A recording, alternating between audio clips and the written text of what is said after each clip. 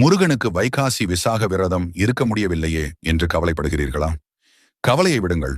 நீங்கள் விரதம் இருந்த முழு பலனையும் அடைய இந்த ஒரு எளிய காரியத்தை செய்தாலே போதும். அது என்னவென்று தெரிந்து கொள்ள வீடியோவை கடைசி வரை பாருங்கள். மறக்காமல் கமெண்டில் ஓம் முருகா என்று பதிவிட்டு நம்ம முருகன் ஆராதனை சேனலை சப்ஸ்கிரைப் மற்றும் லைக் செய்து கொள்ளுங்கள். சூழ்நிலை காரணமாகவோ தடைகள் வந்ததாலோ இந்த முறை என்னால் விரதம் இருக்க முடியவில்லையே என்று உங்கள் மனம் கஷ்டப்படுவதை அந்த கந்தன் அறிவான். உங்கள் மன கஷ்டத்தை புரிந்து கொண்டுதான் முருகன் இந்த பதிவை உங்கள் கண்ணில் பட வைத்திருக்கிறான். ₹1 கூட செலவில்லாமல் இதை மட்டும் செய்யுங்கள். உங்கள் வேண்டுதலை முருகன் நிச்சயம் நிறைவேற்றுவான். வைகாசி விசாக நன்னாளில் உங்கள் அருகில் இருக்கும் ஏதாவது ஒரு முருகன் கோவிலுக்கு செல்லுங்கள்.